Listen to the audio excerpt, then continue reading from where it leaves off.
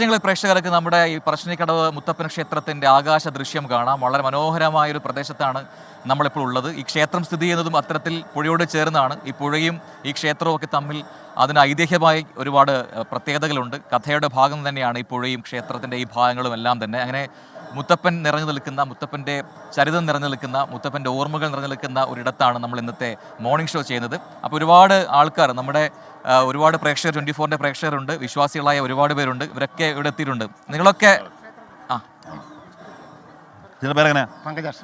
ഇവിടെ രാവിലെ തന്നെ ഇത്ര ഭക്തരൊക്കെ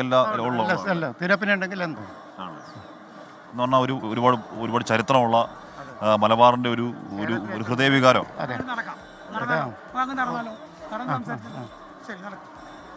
ഈ ക്ഷേത്രത്തെ പറ്റി പറയട്ടോ. ക്ഷേത്രം 500 കൊല്ലത്തെ പഴക്കമുണ്ട്. ഇവിടെ വരുന്ന എല്ലാ ഭക്തജനങ്ങൾക്കും രാവിലെ 7 മണി മുതൽ വൈകുന്നേരം 8 മണി വരെ ചായയും പയറും കൊടുക്കും. 2 നേരം ഉച്ചക്ക് 12 മണി മുതൽ ഭക്ഷണം കൊടുക്കും. ചായയും പയറും നിവേദ്യമാണ്. അത് പൈൻകുറ്റി വെച്ചതെന്നുള്ളതാണ്. പൈൻകുറ്റി പയറ വെക്കുക. പയറും തേങ്ങാപ്പൂളും ഉണ്ടോ?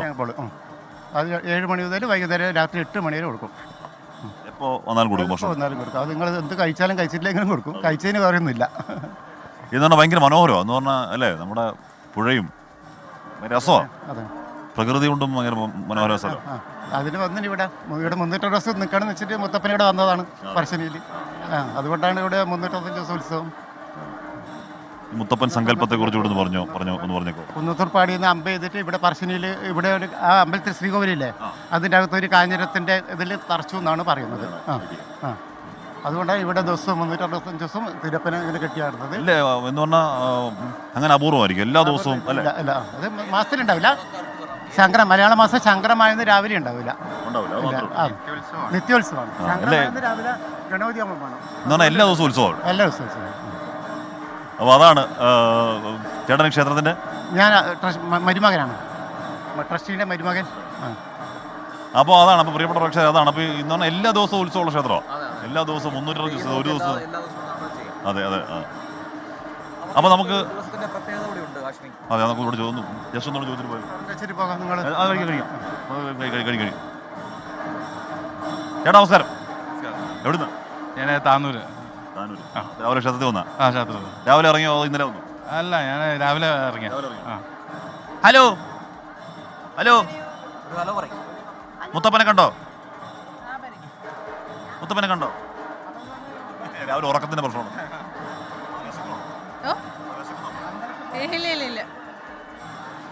അപ്പോ ചേട്ടാ നമസ്കാരം. ചേട്ടാ എന്തുണ്ട്? ഞാനിവിടെ തൊട്ടപ്പുറം ചെത്തിയായിരുന്നു. അപ്പൊ നിങ്ങളെ ഞാനിപ്പം വീട്ടിൽ നിന്ന് കണ്ടിട്ട് ഇങ്ങോട്ടേക്ക് വരുന്നു.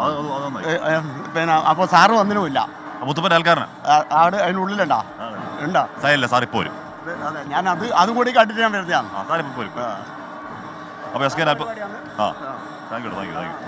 അപ്പോൾ പ്രിയപ്പെട്ട പ്രേക്ഷകർ, എസ് കെ അല്പസമയത്തിന് വരും. ഇവിടെ നല്ല തിരക്കാണ് കേട്ടോ. എന്ന് പറഞ്ഞാൽ നല്ല ഭക്തജന തിരക്കാണ്. എന്ന് പറഞ്ഞാൽ നമ്മൾ അവിടെ നിന്ന് ഇങ്ങോട്ട് വരുന്ന വഴി വണ്ടി ഭാഗത്ത് ചെറിയൊരു ഏരിയ ഉണ്ട്. അപ്പോൾ അതുകൊണ്ടൊക്കെ സാർ അപ്പുറത്തുണ്ട്, എസ് കെ അപ്പുറത്തുണ്ട്. അപ്പോൾ നമുക്ക് ഇതിൻ്റെ ഈ ഒരു ആംബിയൻസ് ഉണ്ടല്ലോ, മേളത്തിൻ്റെ ആംബിയൻസ് ആണ്. അപ്പോൾ നമുക്ക് തെയ്യം ക്ഷേത്രത്തിനകത്തുണ്ട്. അപ്പോൾ അതിൻ്റെ മേളമാണ് നമ്മൾ ഈ കേൾക്കുന്നത്. മുത്തപ്പനെയും തിരുവപ്പനെയും ഒക്കെ നേരിട്ട് കാണാൻ ആൾക്കാർ ക്ഷേത്രത്തിനകത്ത് നിൽക്കുന്ന കാഴ്ചയാണത്. നമുക്ക് ഇതോടെ കാണാം.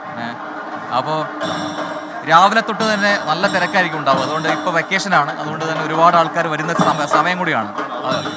വെക്കേഷൻ ആയതുകൊണ്ട് കൂടാണെന്ന് അറിയില്ല. നമ്മൾ രാവിലെ 6 മണിക്ക് വന്നപ്പോഴത്തേക്കൊക്കെ സാധാരണ ആണല്ലേ? അല്ലേ, ഞാൻ പറഞ്ഞ സാധാരണ ക്ഷേത്രങ്ങളിൽ ഇത്ര വലിയ തിരക്ക് ഇത്ര രാവിലെ ഉണ്ടാവാറുണ്ട്. പക്ഷേ ഈ പറശ്ശിനിക്കടവിൻ്റെ പ്രത്യേകത വെച്ചാൽ എല്ലാ ദിവസവും ഏതാണ്ട് ഇതേ തിരക്ക് നമുക്ക് രാവിലെ കാണാമെന്നുള്ളതാണ്.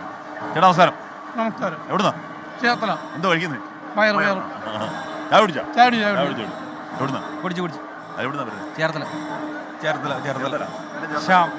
ചേർത്തല. കൊല്ലം. മുത്തപ്പനെ കാണാൻ വന്ന. നമസ്കാരം.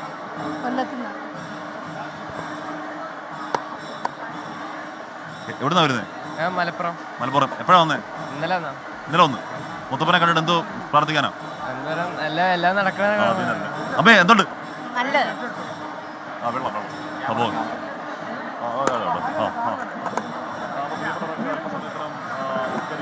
അപ്പോൾ അതിനിടയിൽ വരുന്നൊരു വാർത്ത ഓക്കെ നടി വിൻഷി അലോഷ്യസിൻ്റെ ബന്ധുക്കൾ പറഞ്ഞൊരു കാര്യമുണ്ട് കേട്ടോ.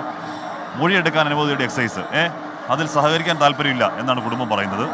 വിൻസിയുടെ അച്ഛനാണ് എക്സൈസ് ഉദ്യോഗസ്ഥർ അക്കാര്യം അറിയിച്ചത്. മറ്റു നിയമ നടപടികളിലേക്ക് പോകാൻ താല്പര്യമില്ല എന്ന് കുടുംബം പറഞ്ഞു. അപ്പോൾ എനിക്കൊന്ന് അതിൻ്റെ നിയമവഴികൾ ഏതാണ്ട് അടഞ്ഞെന്ന് തോന്നുന്നു. വിൻസിക്ക് അതിൻ്റെ നിയമവഴി കൂടെ പോകാൻ താല്പര്യമില്ല എന്നാണ് പറയുന്നത്.